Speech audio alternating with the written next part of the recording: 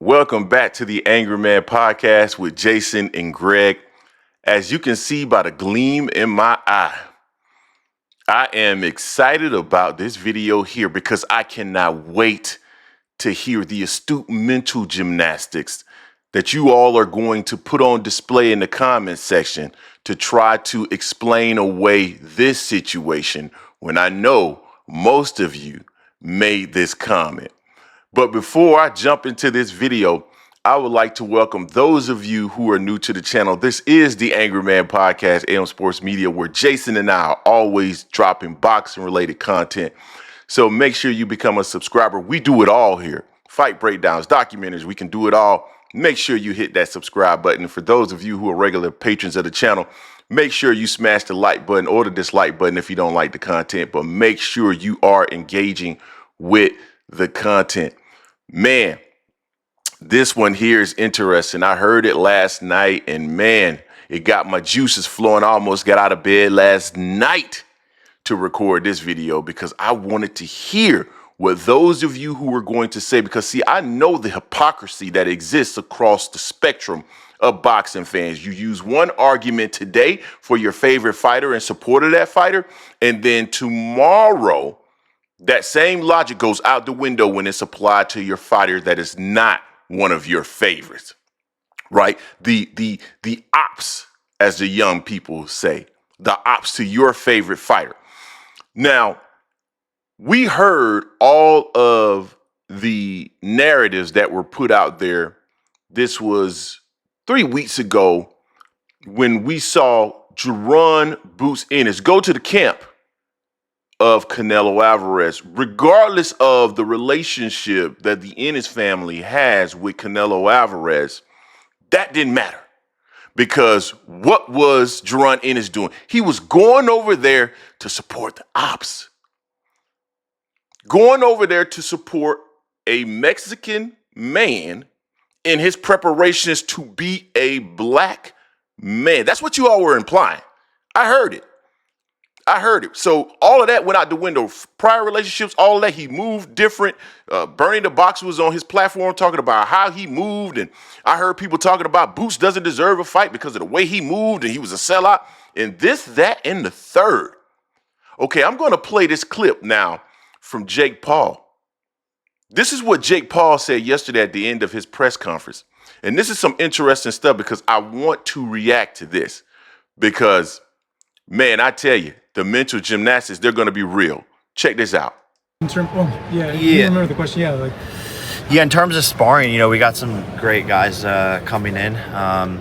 Some really experienced southpaws that are smaller.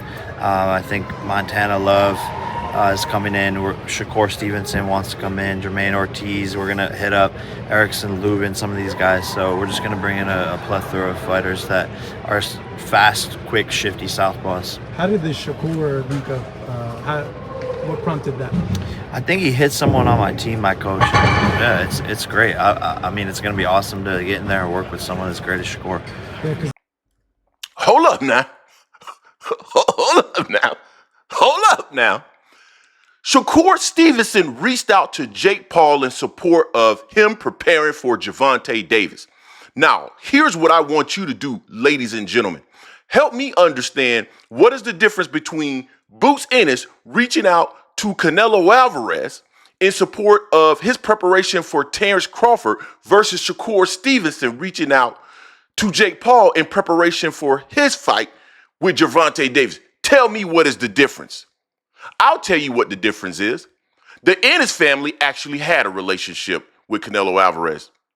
Shakur Stevenson has no relationship with Jake Paul. None. We heard, oh, Boots is a sparring partner. How much you got paid for that? What is your overall worth in the sport of boxing if you're around here being a sparring partner? That's what we heard. So now, isn't that also applicable to Shakur Stevenson? Is he not also a sellout? I don't want to hear anything about this fight is it's against a YouTuber, it doesn't matter. No, Shakur Stevenson is an elite level fighter that is going to be a sparring partner to a YouTuber, and he reached out to him directly to make it happen, I want to see the same level of vitriol for Shakur Stevenson in his attempt to support this man in beating Gervonta Davis as you all had for Jaron Ennis. That's what I want to see. Don't come in the comment and say, oh, this isn't a real fight, so it doesn't matter. No, it does matter because he's supporting someone else in beating a black man. That's what you told me. I don't want to hear anything about this isn't a real fight. It's just a YouTuber. Gervonta Davis did this in his personal life, and that's the reason why he deserves. No, because you told me that this was a sin. You going over there to help the ops. You told me that this was a major issue. So now, explain to me why this is okay. No, I need the same level of vitriol. Shakur Stevenson is on record stating that this isn't even a real fight. So why is he even helping this guy? For what? What is the purpose of Shakur Stevenson doing this? Why? To spite Gervonta Davis? Why are you trying to get Gervonta Davis beat? Don't you want to fight him?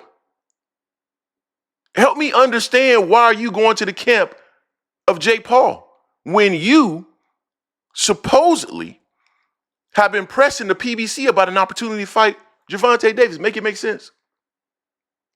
Because I'm not tracking with it. I'm not understanding the logic. I'm not understanding how that serves you, Shakur Stevenson. It doesn't. Unless you don't want to fight. So I've said this on multiple occasions. You can make your mouth say whatever you want your mouth to say. Doesn't mean your real actions or your true belief or your true desires are displayed in the words that you say out of your mouth. So we'll see if he ends up in the camp. There's going to be so many different excuses in the comment section and all this stuff. But I just want you guys to keep the same energy because you're so inconsistent in how you apply rules to different fighters. I don't mind you having a situation where you believe something specifically and you have logic behind it. I mean, that's perfectly okay. But when it's not applied consistently across the board, that's when I have an issue with your comments. So you all let me know what you think in the comment section. Get your mind ready. I want you to think a little bit before you actually go in there and comment, because I know a lot of you are going to say something that's stupid and doesn't make sense. But get your thoughts right, because I'm interested in hearing you explain this away. Don't forget to hate, like, comment, and subscribe. This is the Angry Man Podcast, EM Sports Media, and I am out.